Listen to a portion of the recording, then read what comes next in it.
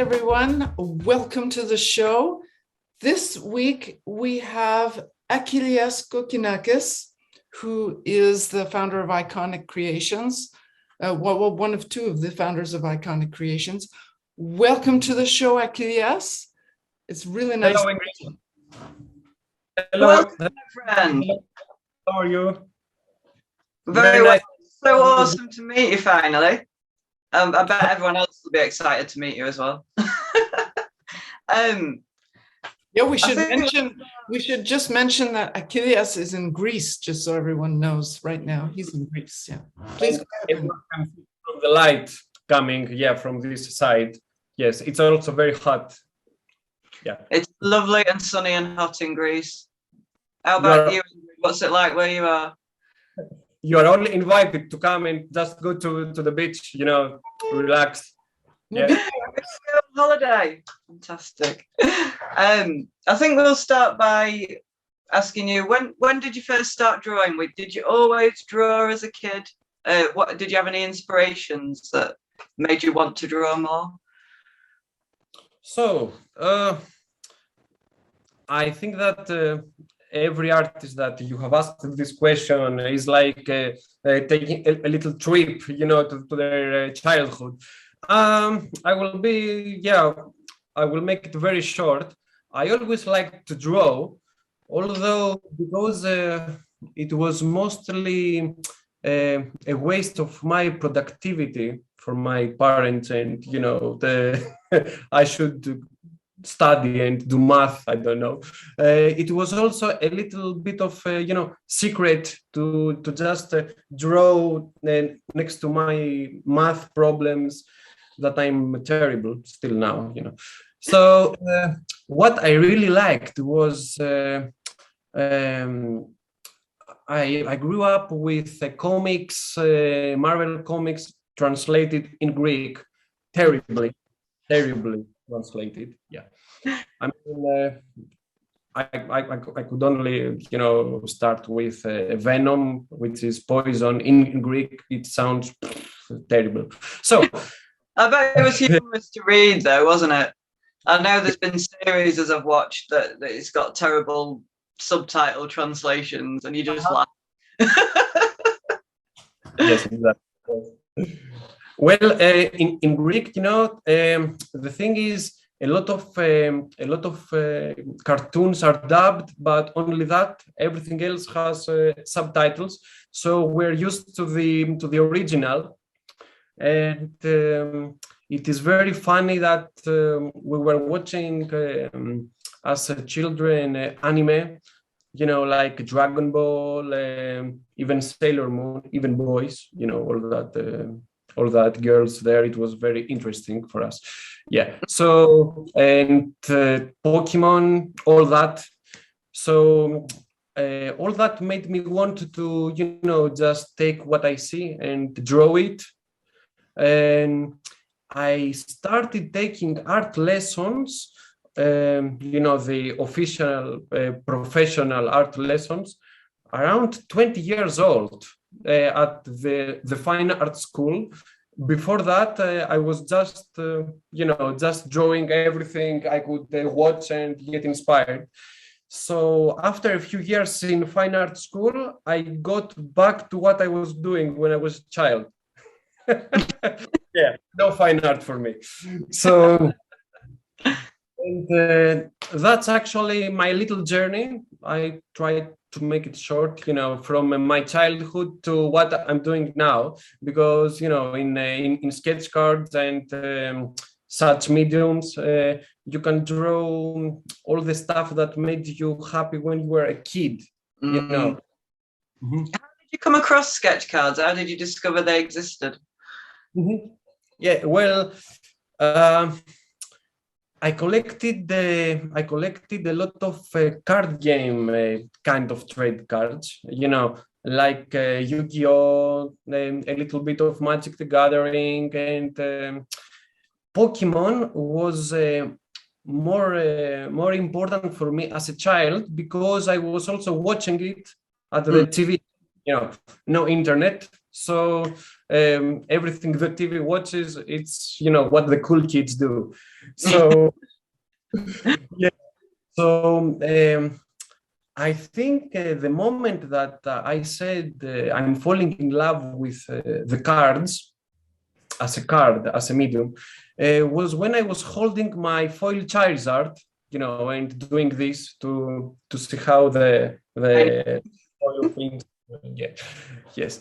So that's why I love now foil stamping and everything in sketch cards. That's cool. So I agree. I used to love the shinies. You get really excited if you got a shiny. well, you know, all the vintage cards, though, even sports cards, although I'm not a sports person. Do we say sports person? Yeah, I'm not a fan. So that's why I'm in the non-sports cards. Yeah. So even at the sports cards, all the vintage game cards and trading cards, you know, back then had the amount of foil and shining parts that you needed. Not everything goes, you know, to blow your mind. Like, yeah, it was also less, you know, less marketing, less because no internet. So less flashy things all over the marketing, even, you know, advertising the cards. I mean, I watch the Greek advertisements that they had for trading cards, you know, like Yu-Gi-Oh and Pokemon, not much else. Magic was not really advertised here. So, and they were so cool back then, you know. And nowadays I see the same cards. I do not collect Pokemon cards now.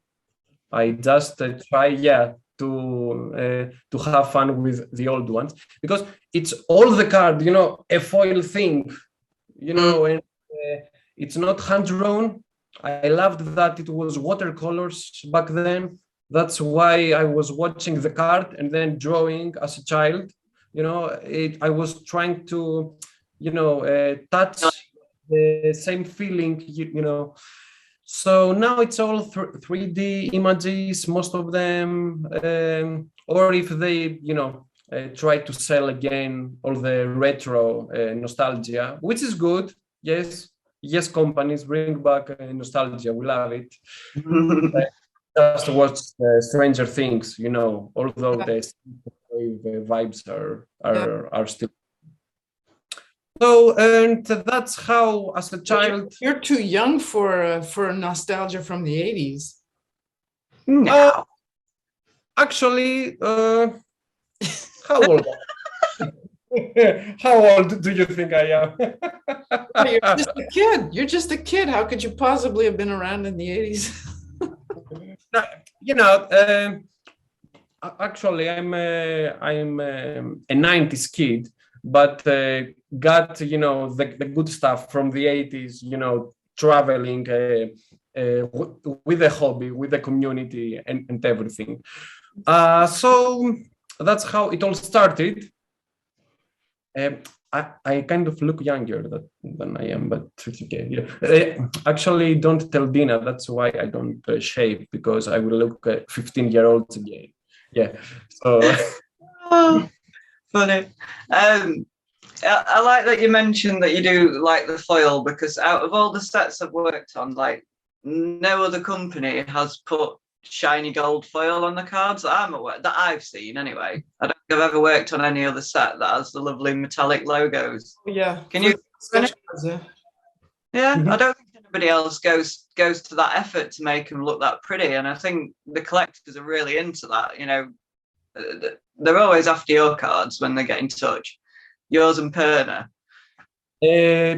I really liked some Marvel premiere sets I did back in 2012. Yes, and they had a little foil decoration at the side, and I was like, okay, you're doing something right here, people. Yeah. So, but other independent companies did that. I mean, contemporary pinups from Ken Galan. Back then, I think 2013 or something like that. Wow. He made really nice foil letters next to the very nicely designed card. Actually, I will reply the next question before you make it. It's when I started, probably, sketch card. Yeah, that would be it. Yeah, so I'm going to comment on how much the foil ones are and how I nearly cried. Because I wanted them, but I was like, no, so expensive. But yes, that would be the next question. No, please, you make the interview. Don't. So, those sets are what made me see nice quality work, both in the big franchises, but independent companies too. That, if there is care and effort, the final product can be more of a product. It's not just a product, it's art, even the card itself. Actually, the collectors, you will both agree, I think. Yeah. The collectors will never understand our feeling, the sketch card artist feeling of taking the blank card and appreciating as a piece of art itself, before we draw on it. Because after they see thousands of cards drawn with the same background, border, the same back of the card, they just focus on the art, and they should. But we enjoy the card too. Well, the surface on your cards is just amazing to draw on as well. It's like one of my favorite card stocks, I must admit. I wish I had lots of money for some, but never mind. So your style, because you've got a very unique style, it's very busy. There's a lot going on. There's lots of lovely frames, and you can spend a long time looking at it. How did you come about that style, and how did it develop, and what materials do you use? So the frames are something that got stuck to my art unintentionally, but after people mentioning it, like, oh, can you draw this frame you do? I'm like, there's something inside the frame. That's just a decoration.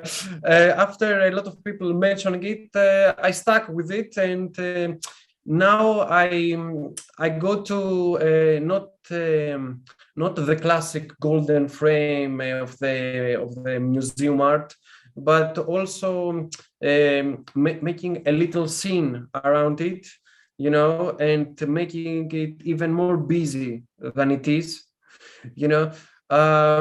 Actually, we will jump to that later. That's actually how, from my iconic creations, the wooden box toppers started to be. It's from that frame that you just mentioned.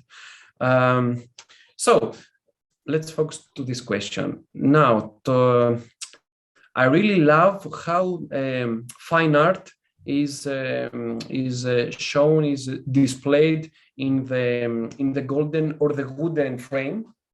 I always loved that, with the little lights on it, and all that don't touch, without the frame. It's a gorgeous painting, but the frame is it's a display here, people, just appreciate it. And my first cards were not because my ego is so big that I want it to be framed, No, it's the actual card itself, that it's not a sketch card anymore. It started as a sketch card, and you, Ingrid, mentioned that I'm too young to remember, and I wish I drew the Lord of the Rings sets, I was drawing back then, but not sketch cards. So that's why I loved then the Hobbit sets. And now we will see, I think, Middle-earth sets and stuff like that. Yeah, let's not talk about secrets. So, yeah, so it was a sketch card back then. The word sketch was just, a quick sketch, maybe no color, and the artist would go to the next one, and it would be cool because it was not worth as much as now, I think, the whole sketch thing, because it was new. Am I right? You want to add something? No, well, new, yeah. Well, that's a whole conversation in itself, actually, because when I started, and I'm not the one who's been around the longest, there are many others who've been around longer. But yeah, that's a whole other, maybe we leave that for some other time, because that's another discussion entirely, that it started out one way and then there was a group that kind of kept trying to, because it's hard to make a living in this, so you keep trying something new. And anyways, yeah, please go on. Okay, yeah.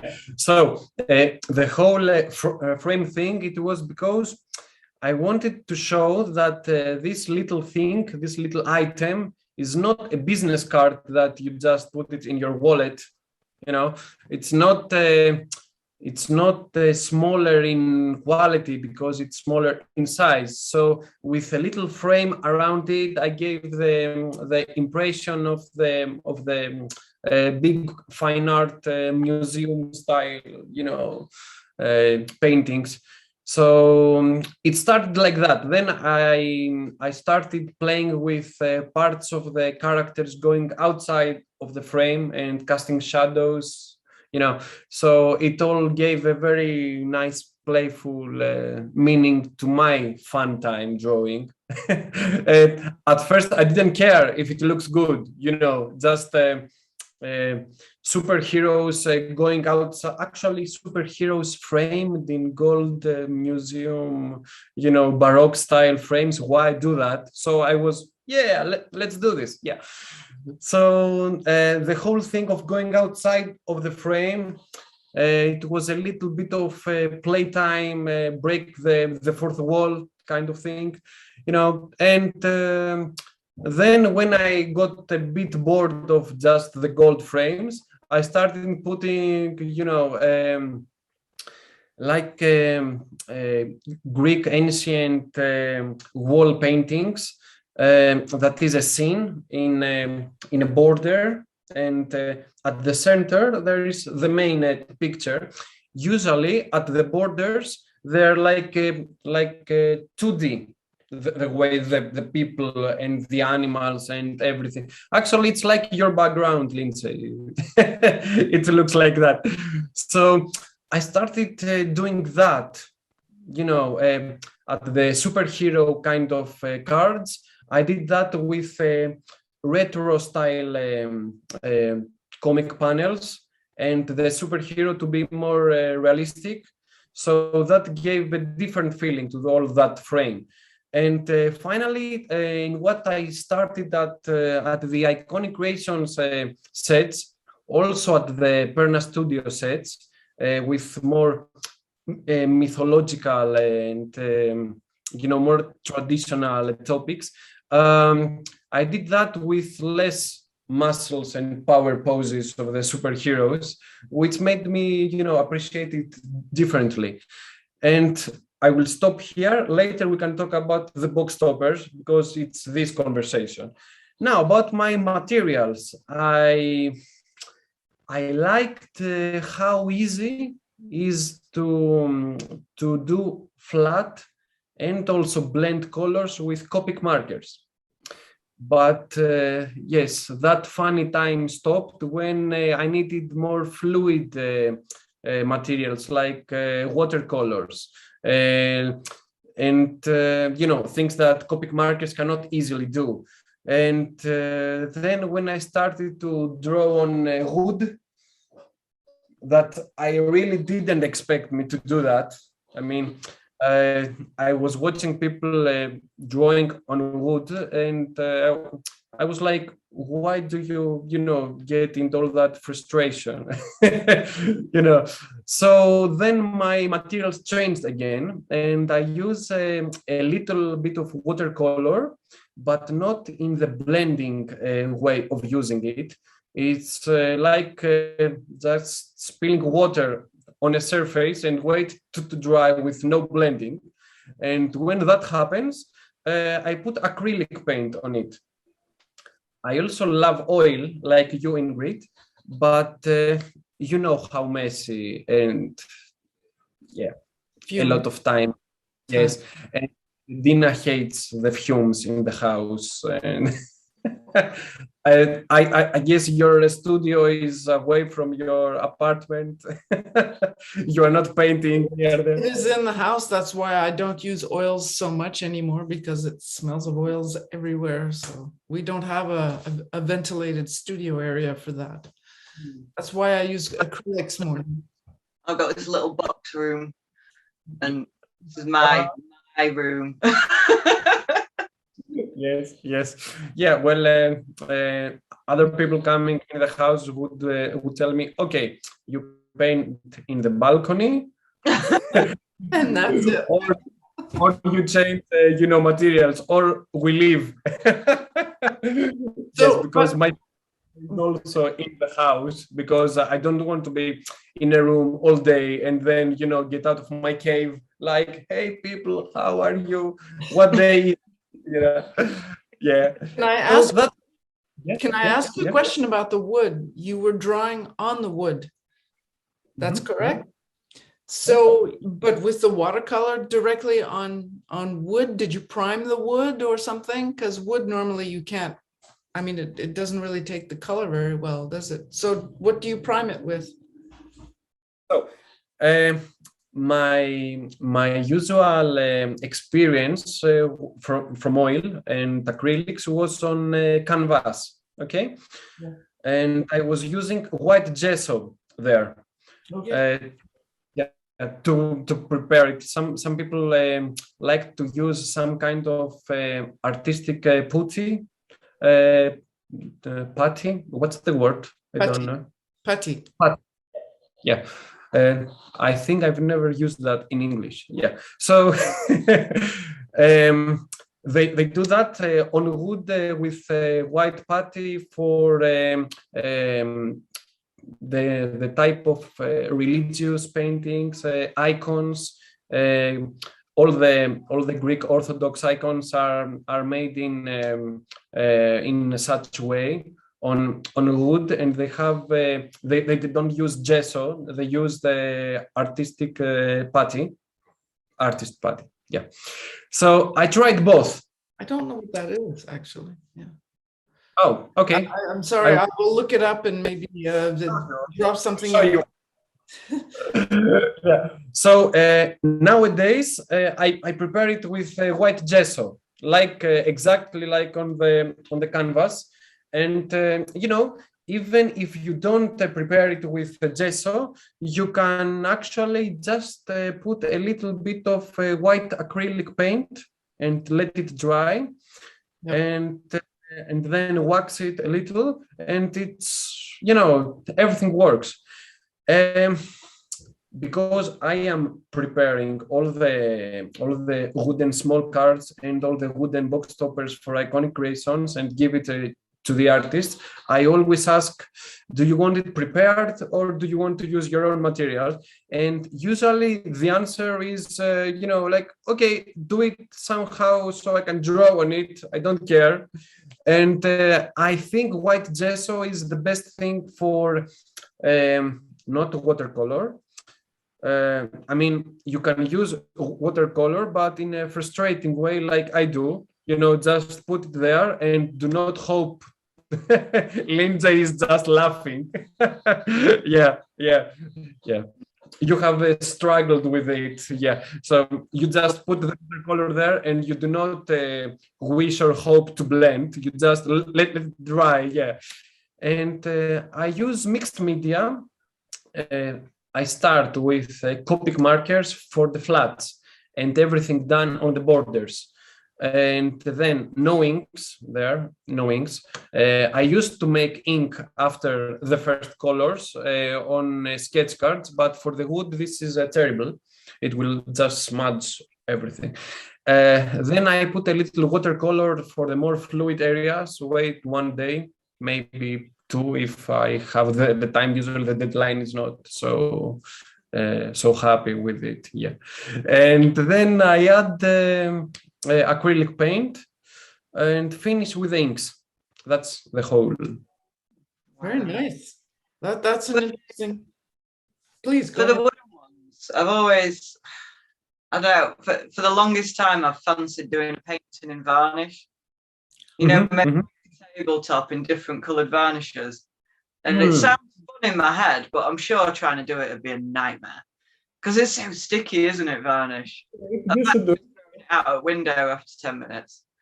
Even though in my head I'm like, oh, it'd be lovely.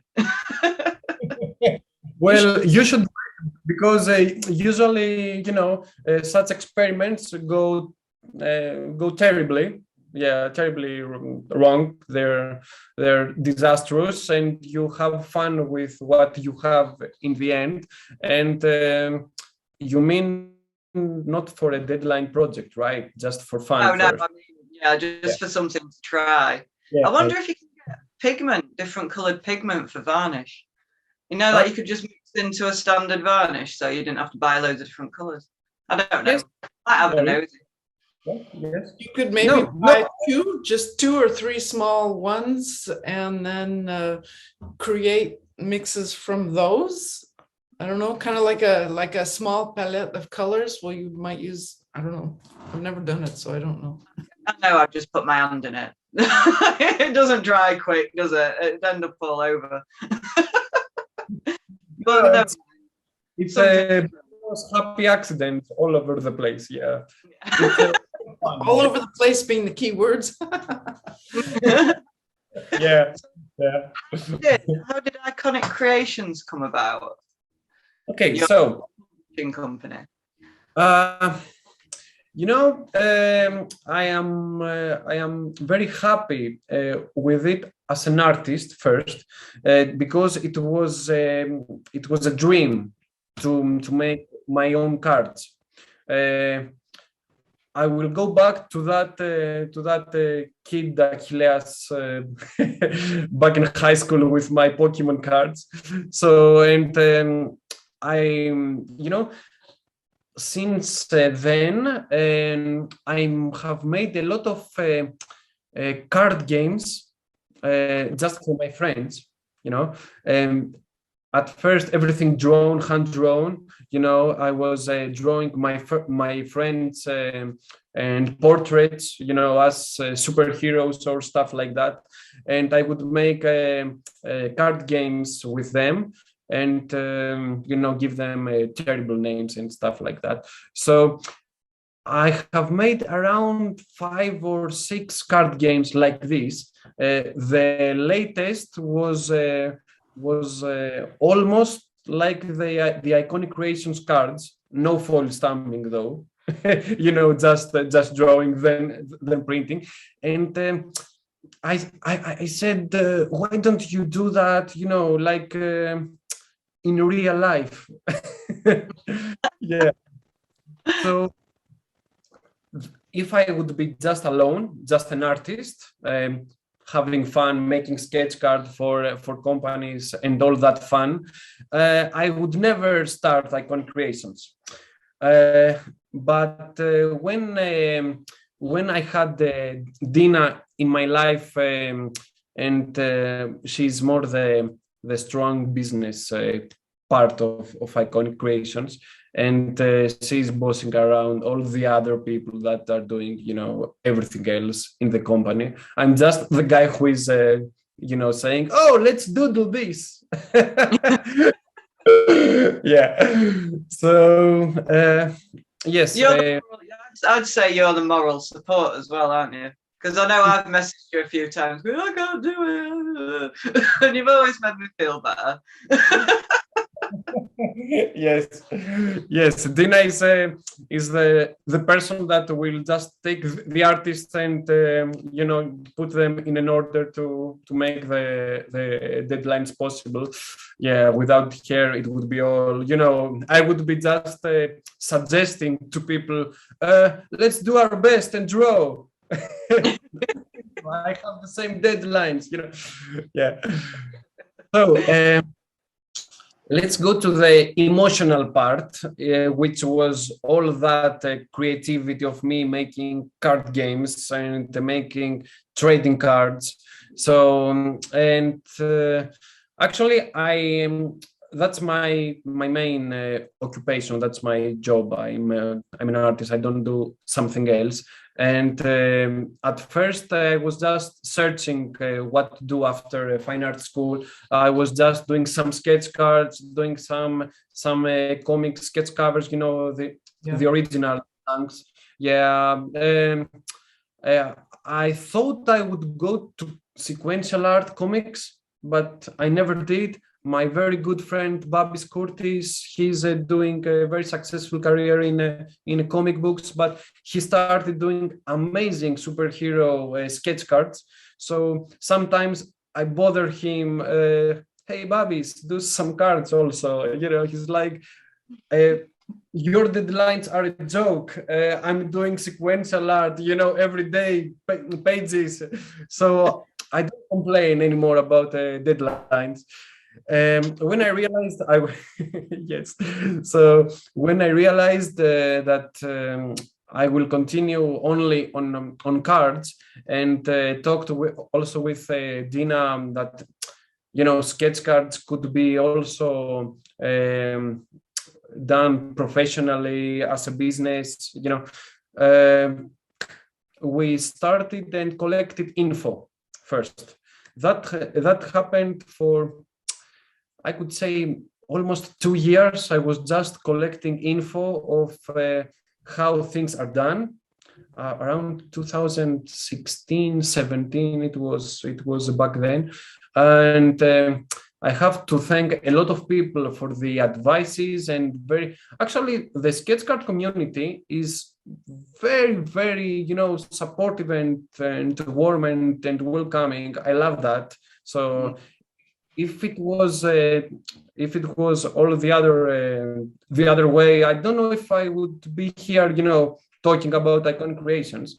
So I want to thank Tony and Elaine Perna for their advices. I want to thank Richard Parks. They gave me very good advices. Jeremy from Ati Cards. Actually, with Jeremy, before Iconic Creation started, we did a couple of sets for Attic Cards, one with sharks and one with reptiles. Very mini sets. I don't know if you have heard of them. And it was very fun to, start and finish a set with all the art done and, not be just a small part of the company. And after collecting all the info we wanted, we thought about how actually, no, not we, Dina. I was only, reading my books, my literature books, like, it would be fun to do Sherlock Holmes and Moby Dick sketch cards, I love the Three Musketeers and Dracula and all of that. Yeah, I was just all over the place with ideas. And Dina was doing her research about how to do this in Greece. In the Greek reality, the economy is not very good in Greece. I mean, it's all around the place these days, globally. But back then it was a bit rough here too. So we started that manufacturing in Greece, and the company is actually in Cyprus, which is also Greek, but okay. Let's not talk politics here and stuff like that. So in We try not to. Sometimes things sneak in, but you. Sorry, go on. So in 2019, we were ready and made the first site, Iconic Literature, and we had to figure out how we will make the sketch card set be made in Greece, and because in other countries maybe printing is easier. I don't know in England, do you have printing companies that could make that thing? It's dire. There's nothing here for sketch cards. The sketch cards I just got printed, I'd searched for weeks to find someone who'd even do that size. Mm-hmm. And they're not very good quality, to be honest. They're not as good as I'd like them to be. So when I launch my Kickstarter, I'm probably going to have to get them from overseas, from the US, because no one's doing it here. And there isn't enough demand to make them do it either. So Yes. So you were saying you have found somebody in Greece that will do that Well, side. it's very funny that I could not realize how unique the sketch card is. Not just a trading card, the sketch card, because the drawing material size, the side that we're drawing, it is way softer than the other side. Okay, so the problem is not just to choose the cards and stick them together.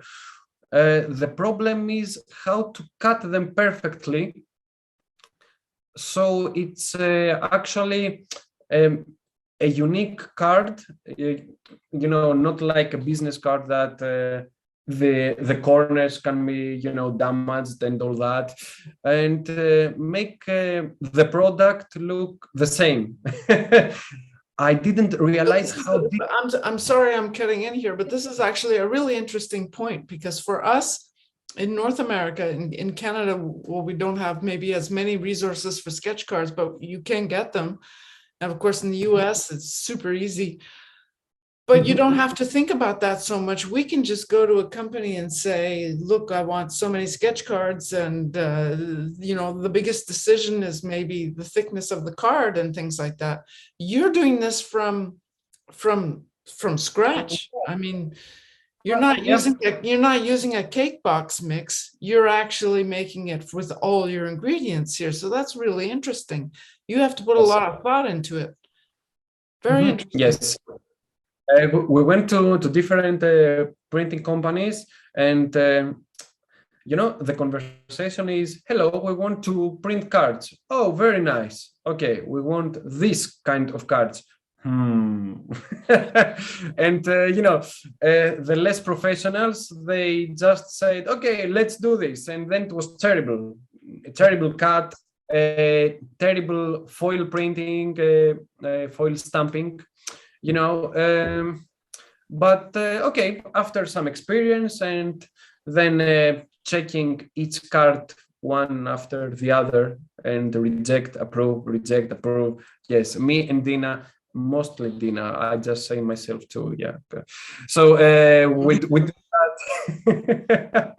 Yes, and we just have the other people from Iconic Creations who have other jobs. They just come and check cards, So we're finally happy with how it's done. Dina always says it's always room for improvement.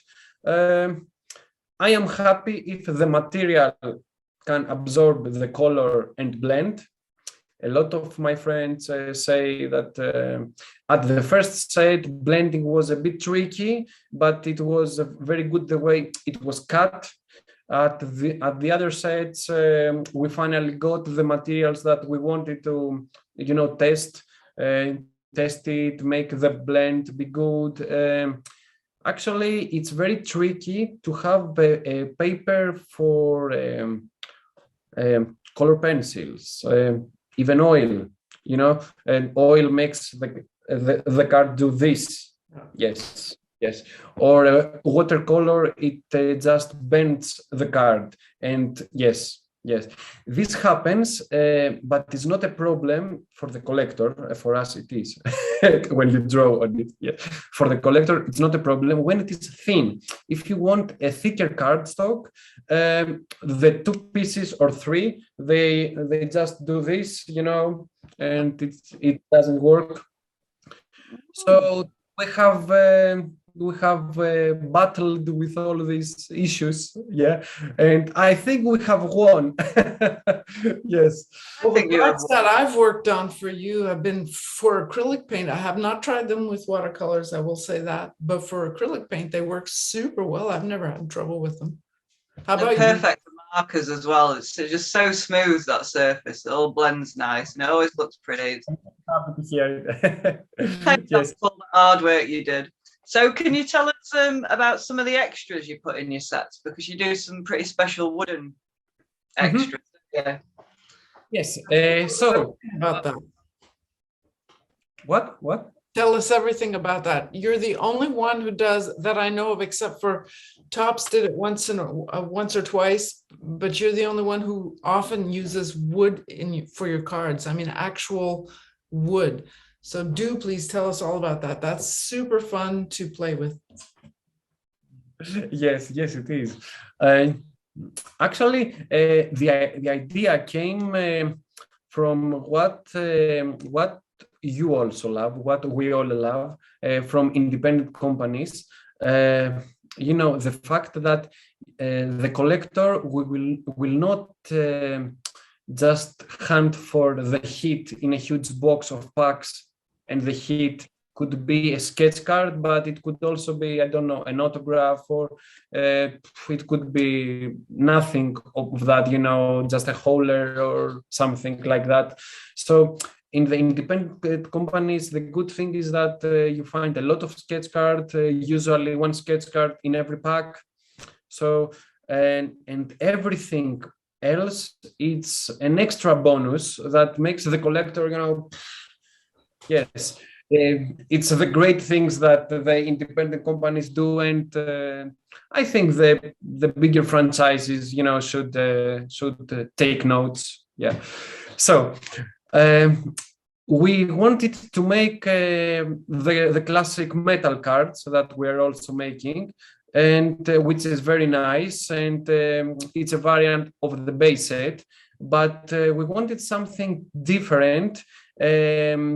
Focusing on the artist. So, not just a different kind of, holofoils of the same card and stuff like that. So in Greece, there is a very rich tradition of art on wood, wood carving. My first interest was about carved cards. To find artists that would carve the wooden cards. Then we saw that this would be, actually it's not off the table, but this would be like as unique as the sketch cards, that an artist, takes time, weeks on it, carving, like drawing. So for the mass production, so all the collectors can enjoy that, we went to wood engraving, and at first we went and we tried a different wood thickness and how it would look as a card, as a small card.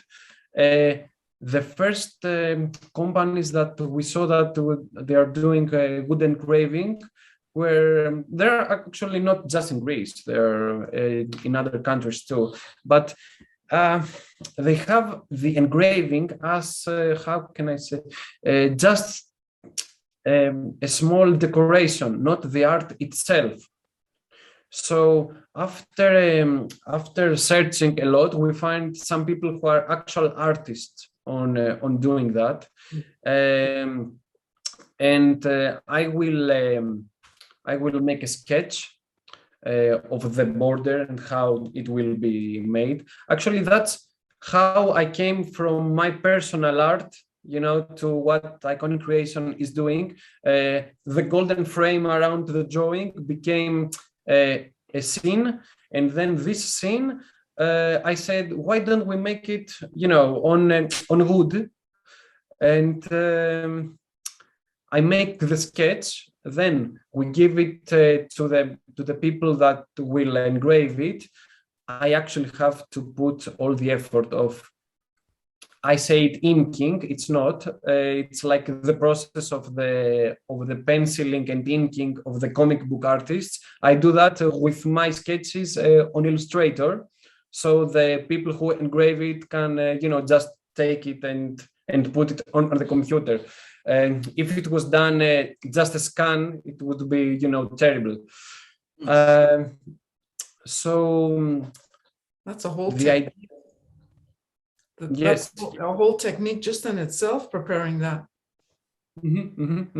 So the idea was I make that kind of a border with the characters of each topic. It's card set, and on the middle we have an area that would be prepared, as we discussed before, with gesso or another material, depending on the artist that will go on the material he's using. And then the art itself will be done inside there. So the final product will look like ancient drawings that had around them, borders with all that little detail that used to be carved, but we tried to, I can say, translate it to the trendy card, hobby. I think you're doing a fabulous job with it. I mean, it goes over really well. It's unique. It's gorgeous. Thank you. Yes, actually, we tried that at first, and we were very shy about it, showing to some artists and saying, would you do this? Is it a lot of trouble, to paint on this material? But most sketch card artists, like you two also, were enthusiastic about the new material, the challenge. The collectors will never know how brave are the challenges that we accept. We're not just doing our art and then doing it again. It's always something new, something new. Very important. I think it's you like to know what your limit is, and you also like to know what you can and can't do, because then you know what you have to improve on. And it also keeps it interesting too when you keep trying something different. Otherwise, it becomes like a day job, and you're bored and you don't. That's a word I will never use, for Iconic Creations, a day job. I am, I am very happy that I'm actually doing that, almost only that in the last 5 years. That's why I have very patient collectors who have commissions from me, and I have 1 year or more waiting for my commissions. Yeah, but okay. Not the only one. Who am I to talk? You both have your own, very busy schedules and other projects. Yeah, actually, what we do now is one of those projects. So, yeah. The final thing that we agreed and said, let's not just try it, but establish this for Iconic Creations, was how the collectors welcomed the whole, not just small cards, but the whole box topper thing.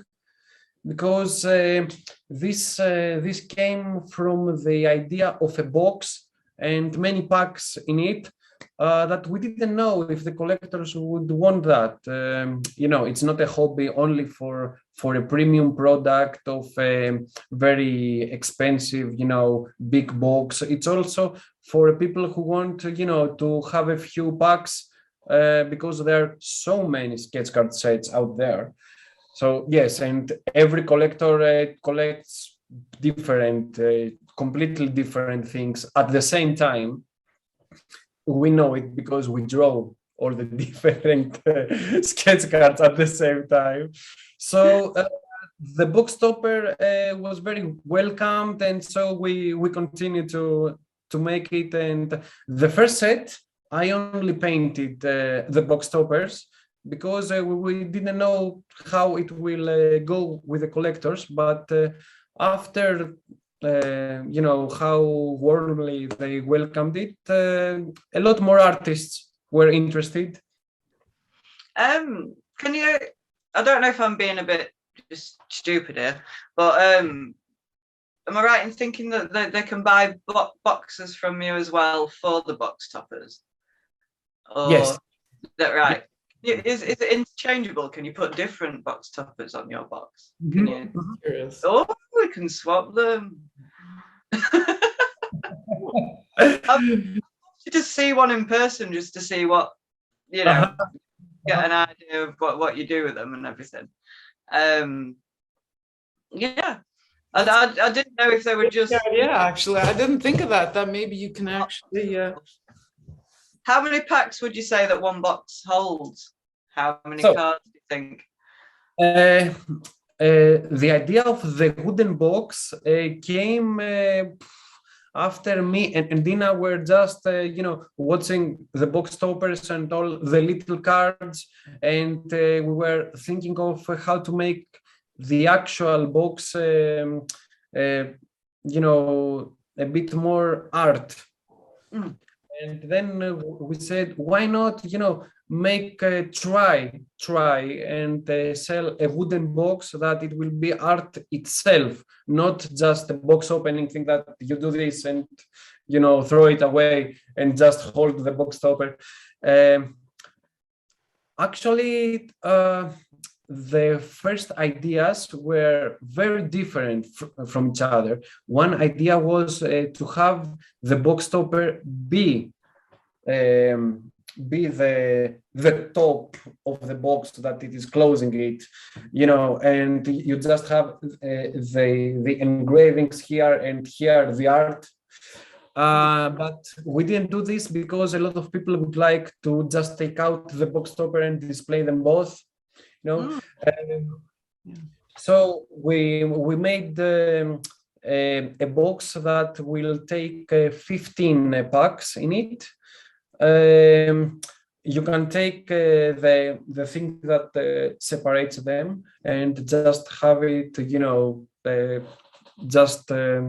have your other stuff in there that you collect, even cards, other boxes, smaller or coins, stuff like that. You've set it all up so that they're very precious, like with your boxes and then your foil and your. It's all just about the foil. That was very fun. That Dina had the idea. I will not take any credit about it. Yeah. Only at the box we added mirrors. Okay, at the decorations. If you see the pictures, they're shiny parts. These are not foil stamping. They're different colored mirrors that they look like the foil stamping on the small card. They have the impression on the big box. Actually, in the way of the sword at the original first set, we made a wooden chase card with the sword in the rock, with King Arthur trying to pull, and the sword is a mirror. wow. But that looks gorgeous. Yeah, I should have brought some here, Yes, you should have. That would have been really something to see. I would have loved to see. It's okay. I can just post them as pictures when you make the video. Yeah. So it was really, really difficult for the people who are engraving and fixing the boxes. They are doing art themselves, apart from me sketching or, all the coming together. It's very difficult. And when we added mirrors, they give us a very mean look, like, really? We will have to stick mirrors of art, because it's not just a square mirror at the center, I can imagine the reaction. It's like when somebody asks you to change something on the picture and you're like, yeah. Yep. Yeah. Yeah. So what do you see as the future for Iconic Creations for your company? So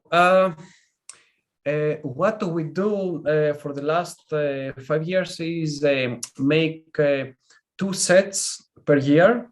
I think that's a very balanced number to have the artists have enough time to draw, meet the deadlines, because even artists have lives and sometimes deadlines. What? Yeah. Artists have lives too? Oh. Yeah. So with 2 sets, I think we also give the time to the people who do all that wonderful work with the wood cards and the wood boxes. And actually, I didn't mention this. We made them even more frustrated with the last set, because I was playing at Illustrator. I'm more of a traditional art person. And now that I'm playing with Illustrator, I said, oh, why don't take this and print it on the mirror, and then the mirror, we cut it on a shape and stick it on the wooden box. Just never. Yeah. So we did that. They were not happy, and the deadline, yes, were even more stressful for them. So the future for Iconic is to continue have 2 sets per year, and we will make some sequels. I mean, for each year we could make like last year we had Iconic Creations 2. Mm-hmm. Iconic Literature 2 and Divine Battles. So next year we will have another sequel and an original one, and then it will go something. That's such a good idea. I love that. So, yeah, I didn't even realize that's what you were doing. So I have. I'm sorry. Please continue. Yeah, I would just say that that all the artists have a lot of regrets when they're giving their final art. They have regrets about ideas they did not draw. They have regrets about the amount of an idea they would want to draw more or in a different way. So if we make each year one sequel and one original, the artists can just wait, and the ideas they have built inside them, they can just be in a little box and then opened again and do them. So that's what we're gonna do. And we have also something else. No, I will not say any more secrets about Iconic Creations. Oh. You're gonna have to wait. We're gonna slowly start closing this out, but I would like to know one thing. What is the future do you see the future for your own art? Will it always be entwined with Iconic Creations, or do you have plans of your own that you want to explore? Well, although Iconic Creations is not a one person or even a 2-person work. I mean, me and Dina have a lot of work on our shoulders, so a lot of other people are also helping us. But about the creative part, This is actually like I'm doing for myself as an artist, because each set is not, as you have seen, it's not something that comes with trends. Like, this year there are these movies that they're very trendy. Let's make card sets about that. It's the sets of iconic creations are mostly parts that I personally would like to draw, and I don't have the opportunity to draw in other occasions or sets. And a lot of French artists are actually pitching ideas all the time. Hey, Achilleas, do this set next year, do the other. Yeah, Lindsey is laughing. Yeah, so I think that this covers me as an artist, to do the type of project, that would make me happy. Now, about the materials that I use, I believe that iconic creations will challenge me more, like it has until now. So I will probably change my materials again. Yes, maybe I will join you, Ingrid, and start again oils. I don't know. Maybe new materials will come at hand. And we have some secrets that we will announce, I think, in the coming year. Cool. We're going to have you back on to announce it. Please send a note. And we'll have you back on, and you can announce it to everyone, and it would be pretty awesome. Where can people find you? We can answer any questions people have about iconic creations at info@iconicreations.com. That is with one C, Iconic Creations. And also, people can just message me in my social media about non-iconic creation stuff. Okay. Great, fabulous. Do you have a website? Yes, of course. Yes, Dina would kill me if I didn't mention it. Yes, our website. Yes, it is iconiccreations.com, again with one C. Okay. Actually, this is where all the pre-orders and sales happen for iconic creations, and we have a little preview also, but we will have to update the gallery more and make it more rich, with images from the artist. But this is our main website. Okay. I was thinking about this the other day. I mean, say with websites, they don't tend to get as much traffic as, say, your social media or whatever. But I don't know if all the artists and publishers could get together and link each other on their websites. So you'd have a database of publishers, and then the publishers would have a database of artists. So, they could see an artist on one of your sets, go and click over to their website, just to find a different avenue for people to see. That's a fantabulous idea, but that sounds like a project that would take like a year to do. Well, I wouldn't do it. I would just doodle on my desk, and other people at the tech support make that. Yeah. Sounds like a plan, though. Thank you so much for having come on the show with us. It was amazing to talk to you and learn all the amazing history behind iconic creations. That's absolutely fascinating. And I really hope you continue with the wood cards and exploring new things and foil and driving people crazy. That's awesome. Awesome stuff. Please come back on when you're ready to talk about the secret stuff. Okay. Will be. Great. Thank you very much. It was very fun to chat. It's been awesome to meet you finally. Yeah. Bye. See you. Bye.